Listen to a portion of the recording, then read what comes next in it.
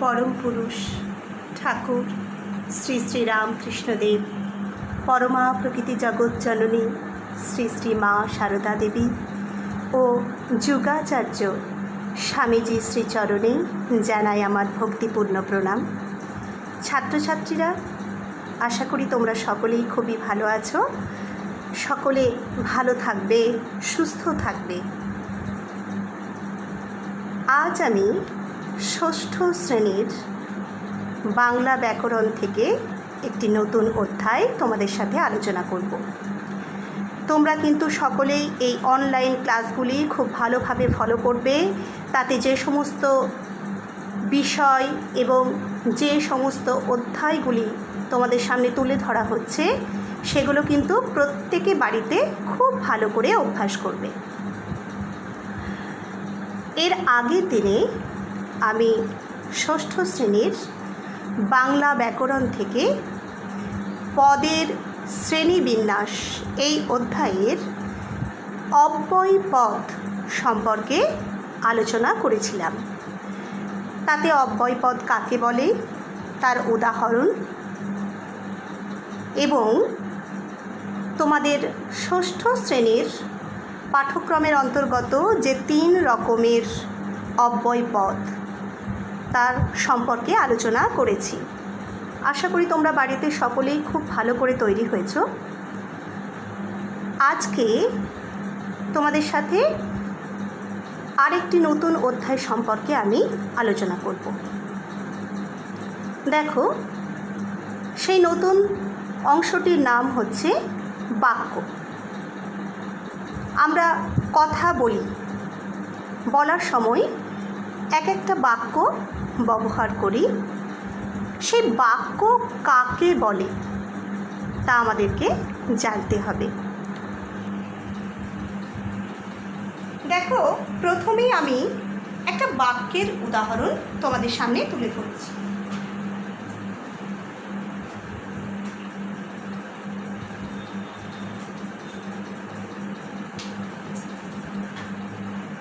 যেমন ধরো একটা বাক্য,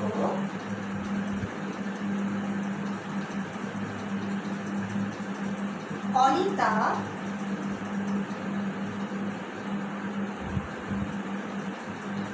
খুব ভালো ছবি আঁকে। এই ধরো একটা বাক্য, অনিতা খুব ভালো ছবি আঁকে। এখানে কতগুলি পদ সুবিন্যস্তভাবে লেখা হয়েছে। তার ফলে কি হয়েছে? মনের ভাব কিন্তু প্রকাশ পেয়েছে। আমাদের কাছে এই বাক্যটির অর্থ পরিষ্কার।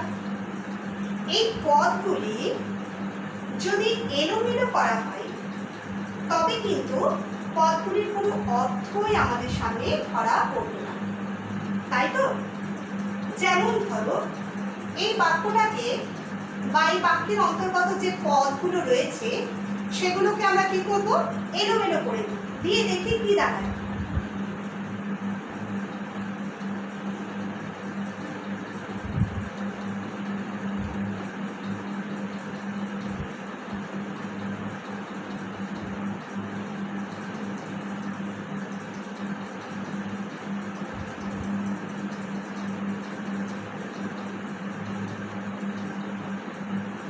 দেখো, এই বাক্যে যা পদ ছিল এই বাক্যের মধ্যে কিন্তু সেই পদগুলি বর্তমান, কিন্তু সেই পদগুলোকে আমি কি করেছি না, দেখো, এলোমেলো করে দিয়েছি, তাই তো? এতে হয়েছে কি না, ভালো অনিতা ছবি খুব আঁকে। এতে করে কি হচ্ছে না, এতে করে কিন্তু কোনো মনের ভাব ঠিকঠাক ভাবে প্রকাশ পাচ্ছে না, তাই এটা কিন্তু বাক্য নয়। তাহলে আমরা বাক্য কাকে বলবো? দেখি আমরা বাক্য কাকে বলবো না, যখন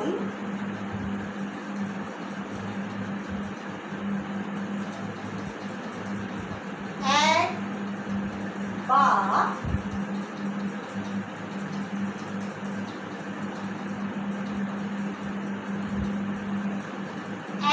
একাধিক পদ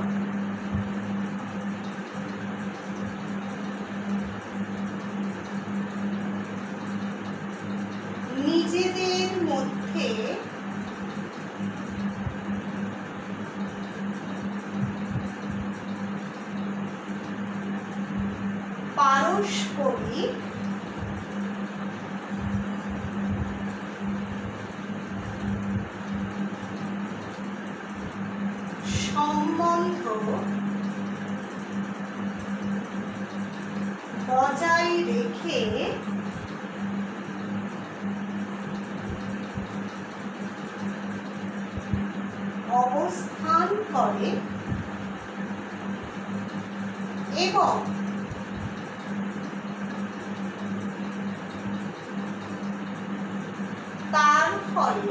রেখে অবস্থান করে এবং তার ফলে মনের ভাব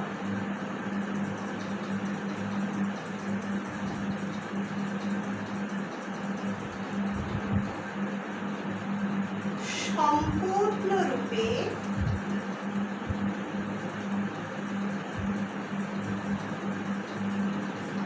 প্রকাশ পায়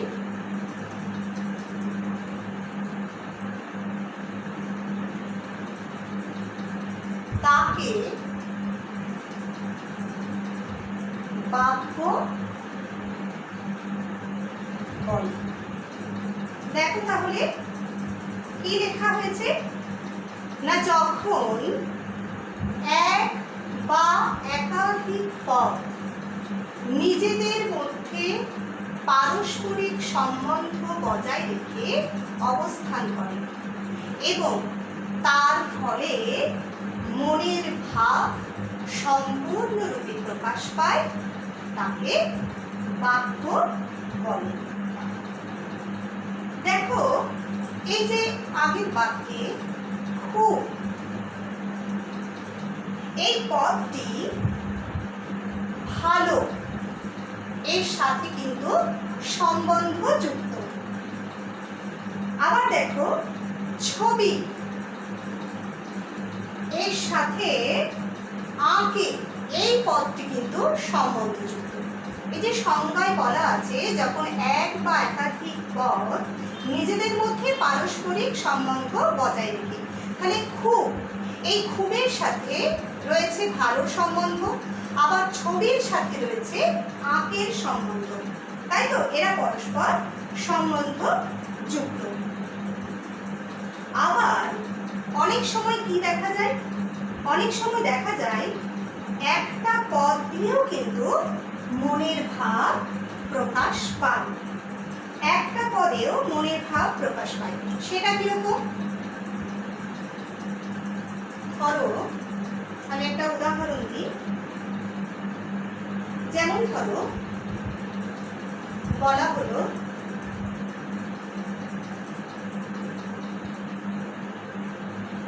তুমি খেয়েছো, এটা কিন্তু একটা বাক্য, তাই তো? তার উত্তর কি আসলো, দেখো তার উত্তর আসলো হ্যাঁ, শুধু এইটুকু হ্যাঁ। এখানে দেখো হ্যাঁ শুধুমাত্র এই পদটি দিয়েই কিন্তু মনের ভাব প্রকাশ পেয়েছে, অর্থাৎ এই একটি পদ একটা গোটা বাক্যের ধারণা দিচ্ছে। সেই গোটা বাক্যটা কি, সেই গোটা বাক্যটা হচ্ছে হ্যাঁ আমি খেয়েছি। এটা পুরোটা না বলে শুধু হ্যাঁ বললেও কিন্তু ওই গোটা বাক্যের ধারণা পাওয়া যায়। বাক্যের ধারণা পদের অবস্থান, ক্রম ও সংগতির উপর নির্ভর করে। তাহলে কি বললাম না, বাক্যের ধারণা দেখো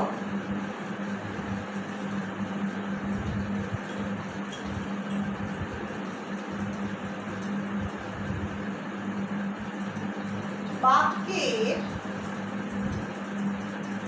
ধারণা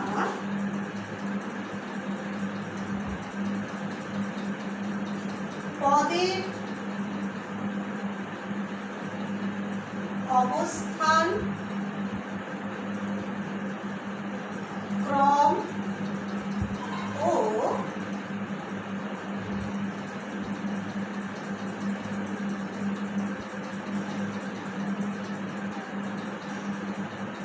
সংগতির উপর নির্ভর করে। সেক্ষেত্রে বাক্য তিনটি বৈশিষ্ট্যের উপর ভিত্তি করে প্রতিষ্ঠিত হয়। সেক্ষেত্রে বাক্য তিনটি বৈশিষ্ট্যের উপর ভিত্তি করে প্রতিষ্ঠিত হয়। সেই তিনটি বৈশিষ্ট্য কি? এক হচ্ছে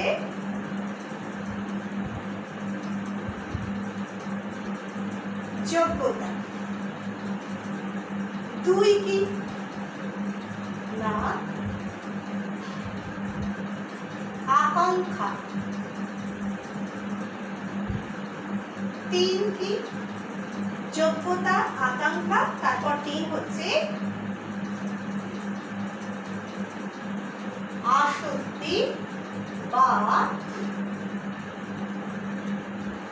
নৈকট্য। আসক্তি বা নৈকট্য। এরপর আমরা দেখব এই যোগ্যতা বাক্যের এই যে তিনটি বৈশিষ্ট্য, যোগ্যতা আকাঙ্ক্ষা আসক্তি বা নৈকট্য, এইগুলো কি তা আমরা এক এক করে এবার দেখে নেব। এরপর দেখো যোগ্যতা কাকে বলে আমরা দেখে নেব। বাক্যের এই যে প্রথম বৈশিষ্ট্য সেটি আসলে কি? এক নম্বর,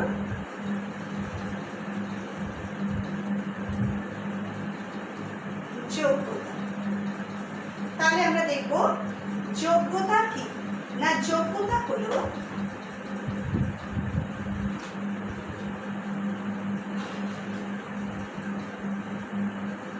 বাক্যের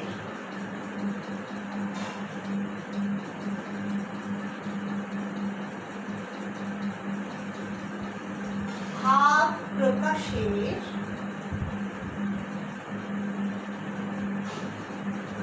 ক্ষমতাই হলো যোগ্যতা। বাক্যে ভাব প্রকাশের ক্ষমতাই হলো যোগ্যতা। যেমন ধরো একটা উদাহরণ সহযোগে এটা তোমাদেরকে বুঝতে হবে। যেমন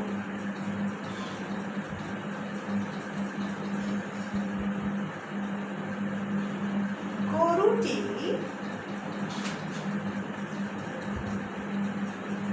আকাশে উড়ছে।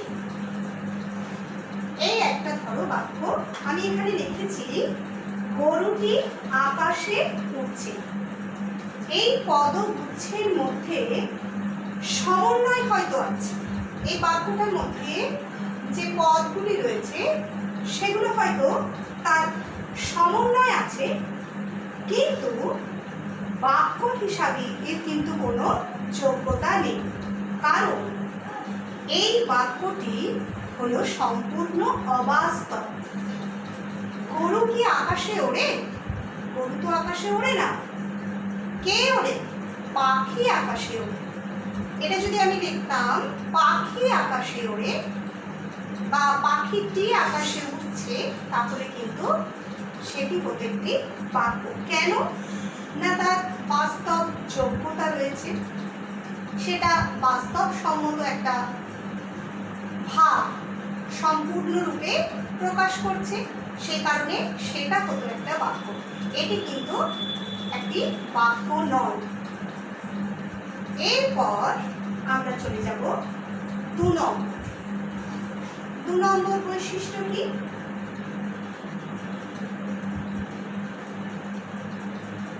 আকাঙ্ক্ষা। 2 নম্বর বৈশিষ্ট্য হলো আকাঙ্ক্ষা।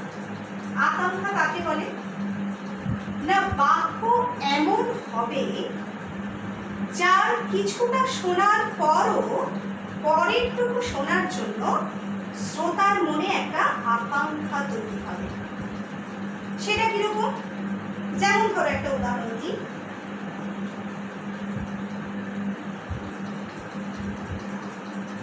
আমি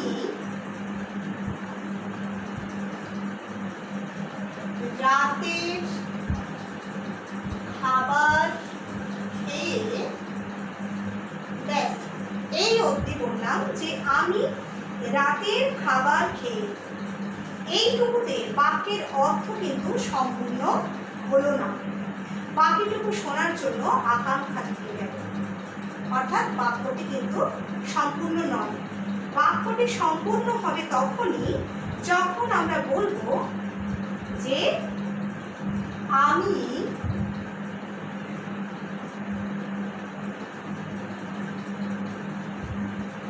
রাতের খাবার খেয়ে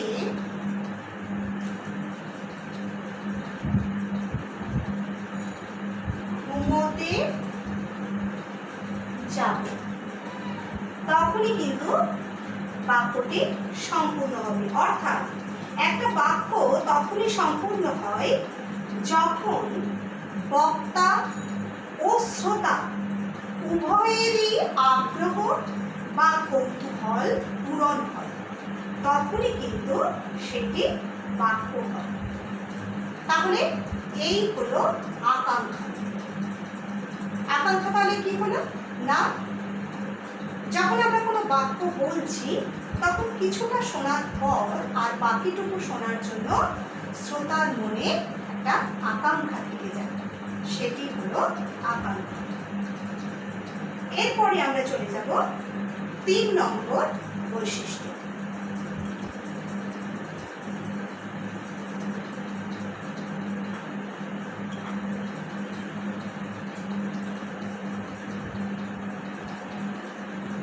নম্বর বৈশিষ্ট্য কি?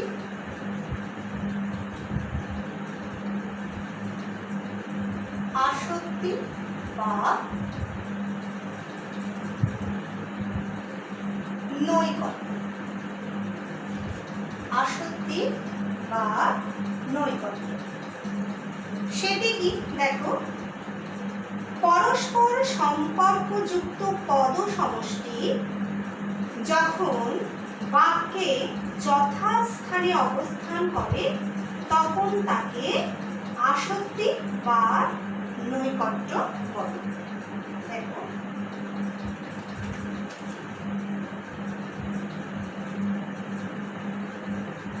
পরস্পর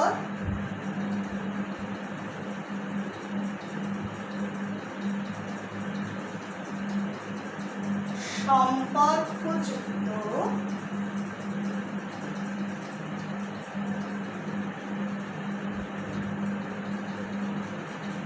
পদ সমষ্টি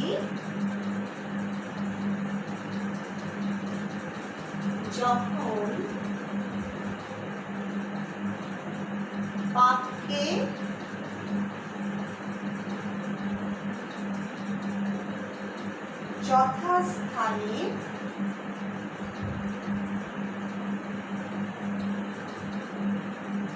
অবস্থান করে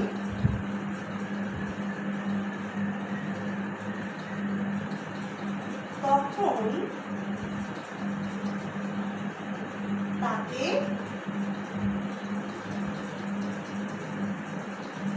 আসক্তি বা নৈকট্য বলে। পরস্পর সম্পর্কযুক্ত পদ সমষ্টি যখন বাক্যে যথাস্থানে অবস্থান করে তখন তাকে আসক্তি বা নৈকট্য বলে। এর একটা উদাহরণ আমরা দেখি।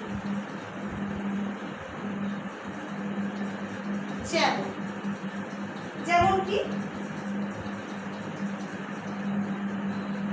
আমি লিখলাম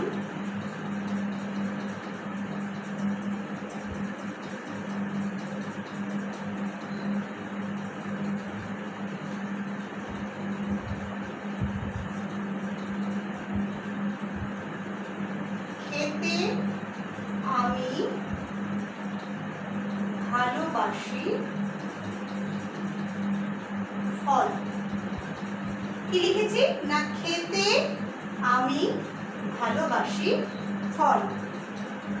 এখানে যে পদগুলি আছে সেগুলি সঠিকভাবে বা যথাস্থানে নেই, তাই বাক্যের অর্থ কিন্তু ঠিকমতো ধরা পড়ছে না, তাই তো?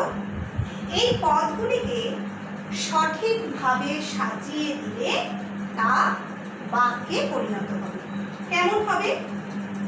সঠিকভাবে যখন সাজাবো,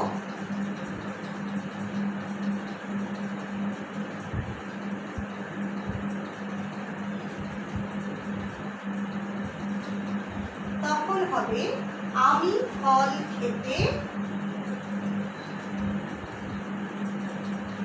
ভালোবাসি। দেখো, এই পদগুলোই কিন্তু আমি ঠিক ঠিক করে সাজিয়ে দিতে এটাতে কিন্তু মনের ভাব সম্পূর্ণরূপে প্রকাশিত হয়েছে, অর্থাৎ এর অর্থ বুঝতে আর কোনো অসুবিধা নেই।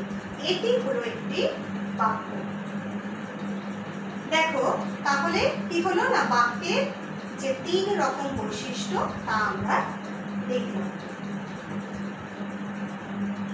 তবে দেখো, এই কথাও কিন্তু মনে রাখতে হবে যে সাহিত্যে, বিশেষত কাব্যে, বাক্যের এই যে পদচ্যুতি, এই যে ওলট পালট করে পদগুলো লেখা হয়েছে, এই পদচ্যুতি কিন্তু গ্রহণযোগ্য। সেক্ষেত্রে বাংলা বাক্য গঠনের ক্রম কেমন হবে? কাব্যের ক্ষেত্রে যে বাংলা বাক্য গঠনের ক্রমটা, সেটা কেমন হবে?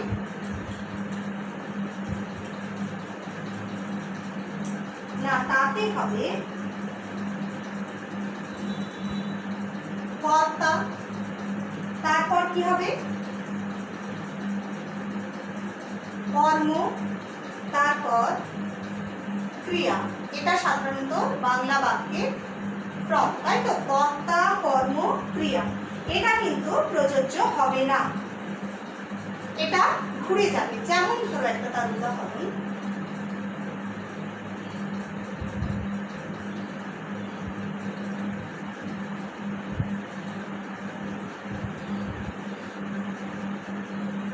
পড়েছে ভোরের রোদ,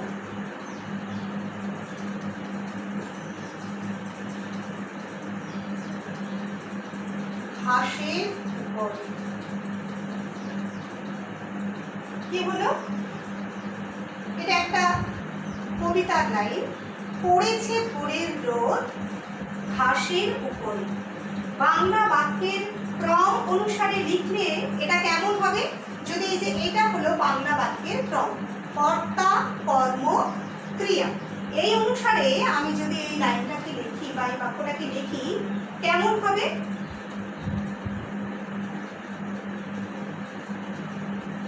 ভোরের রোদ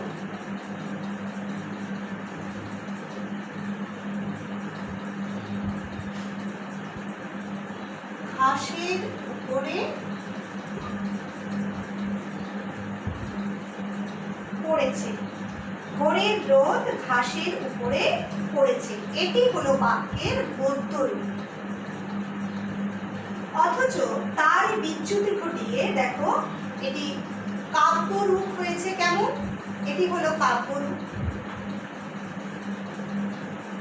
আর এটি হলো গদ্য রূপ। তাতে হয়েছে কেমন না, পড়েছে ভোরের রোদ ঘাসের উপরে। এতে কিন্তু এই কাব্যের রূপ ও সৌন্দর্য তৈরি হয়েছে। তাই আমাদেরকে মনে রাখতে হবে যে বিশেষত সাহিত্যের মধ্যে কাব্যে কিন্তু বাক্যের এই যে পদের যে ক্রম, তার কিন্তু চ্যুতি ঘটিয়ে লেখা যায়, পদচ্যুতি ঘটিয়েও কিন্তু সেটাকে লেখা যায়। তাতে কিন্তু কাব্য সৌন্দর্য বৃদ্ধি পায়। এরপর আমরা চলে যাব বাক্যের যে অংশ।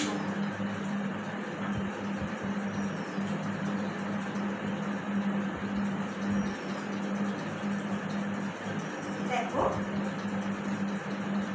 বাক্যের কিন্তু দুটো অংশ। কি কি? এক হচ্ছে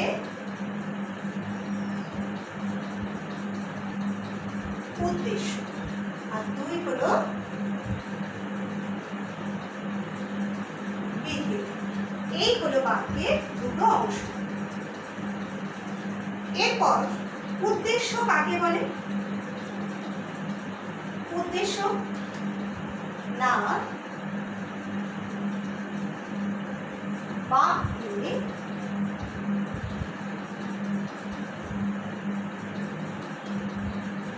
যার সম্পর্কে কিছু বলা হয় তাকে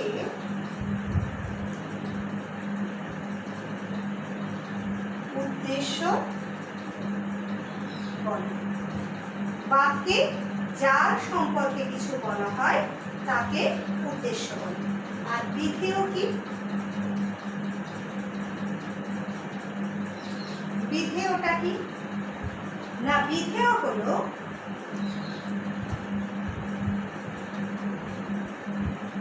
উদ্দেশ্য সম্পর্কে যা কিছু বলা হয় তাকে বিধেয় বলে। উদ্দেশ্য সম্পর্কে যা কিছু বলা হয় তাকে বলা হয় বিধেয়। এরপর আমরা দেখে নিই, এবার একটা উদাহরণ সহযোগে দেখি যে তাহলে উদ্দেশ্য আর বিধেয় কি।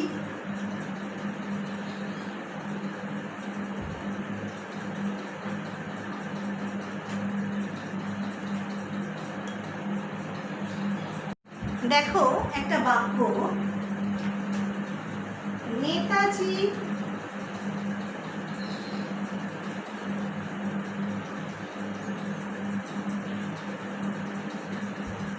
সুভাষচন্দ্র বসু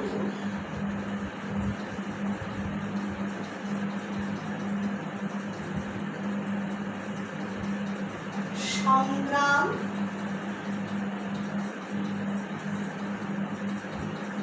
করেছিলেন। একটা বাক্য আমি লিখেছি, নেতাজি সুভাষচন্দ্র বসু সংগ্রাম করেছিলেন। এখানে উদ্দেশ্য কি না, তাদের সংজ্ঞাতে বলা হয়েছিল যে বাক্যে যার সম্পর্কে কিছু বলা হয় তাই হলো উদ্দেশ্য। অর্থাৎ এই বাক্যটা আমি কার সম্পর্কে বলছি না, নেতাজি সুভাষচন্দ্র বসু সম্পর্কে। তাহলে এইটি হলো উদ্দেশ্য। এবার বিধেয় কি না, উদ্দেশ্য সম্পর্কে যা কিছু বলা হয়। অর্থাৎ আমি নেতাজি সুভাষচন্দ্র বসু সম্পর্কে কি বলেছি না, সেখানে বলা হয়েছে যে সংগ্রাম করেছিলেন, অর্থাৎ এই অংশটি হলো বিধেয়। কিন্তু দেখো এই বাক্যটাই যখন বড় হবে, বাক্যটা বড় হলে উদ্দেশ্য এবং বিধেয় অংশে সম্প্রসারক অংশ কিন্তু থাকে। এবার আমরা তাহলে দেখি যে উদ্দেশ্য সম্প্রসারক আর বিধেয় সম্প্রসারক দিয়ে কিভাবে বাক্যটাকে বড় করা যায়।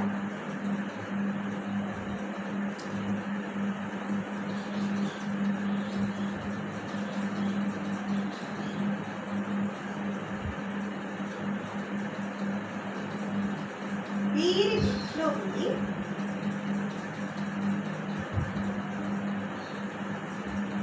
নেতাজি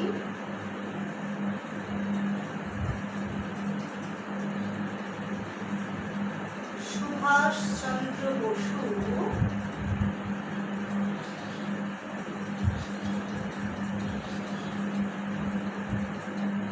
আমাদের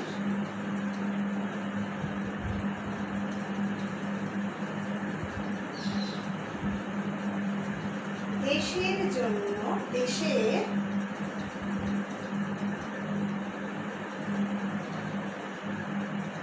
স্বাধীনতার জন্য সংগ্রাম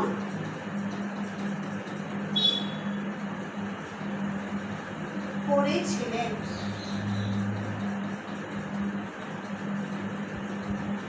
আগের বাক্যটাকে আমি কি করলাম না বাড়িয়ে লিখলাম, বীর বিপ্লবী নেতাজি সুভাষচন্দ্র বসু আমাদের দেশের জন্য, আমাদের দেশের স্বাধীনতার জন্য সংগ্রাম করেছিলেন। বীর বিপ্লবী নেতাজি সুভাষচন্দ্র বসু আমাদের দেশের স্বাধীনতার জন্য সংগ্রাম করেছিলেন। এইগুলো বাক্যটাকে বাড়িয়ে আমি লিখেছি। এবার দেখো, তাহলে এখানে উদ্দেশ্য সম্প্রসারক কি হয়েছে না, এর আগে যে মূল বাক্যটা ছিল কি ছিল না, নেতাজি সুভাষচন্দ্র বসু ছিল মূল উদ্দেশ্য। সেটাকে আমি কিভাবে বাড়িয়েছি না, এই যে বীর বিপ্লবী, বীর বিপ্লবী নেতাজি সুভাষচন্দ্র বসু অর্থাৎ বীর বিপ্লবী, এটা হলো উদ্দেশ্য সম্প্রসারক। আবার দেখো, তারপরে বলেছি আমাদের দেশের স্বাধীনতার জন্য সংগ্রাম করেছিলেন। আগের বাক্যে বিধেয় কি ছিল, মূল বিধেয়টা সংগ্রাম করেছিলেন, এটা হলো মূল বিধেয়।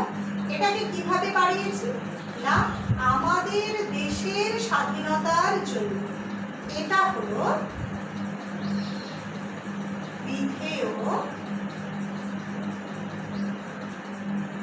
সম্প্রসারক, অর্থাৎ বিধেয়টাকে বাড়ানো হয়েছে। আর এটা হলো উদ্দেশ্য সম্প্রসারক। এটি উদ্দেশ্য সম্প্রসারক, এটি বিধেয় সম্প্রসারক। তাহলে এইভাবে বাক্যটাকে বাড়ানো হয়েছে। দেখো ছাত্রছাত্রীরা, এতক্ষণ আমরা কি দেখলাম, বাক্য কাকে বলে এবং তার একটা সার্থক বাক্যের উদাহরণ দিয়ে বোঝানো হয়েছে। বাক্যের মধ্যে কি থাকে না, পদ থাকে। আর পদ কি আশা করি তোমরা সকলেই জানো, শব্দ যখন বিভক্তিযুক্ত হয়ে বাক্যে ব্যবহৃত হয় তখন সেটি হয় পদ।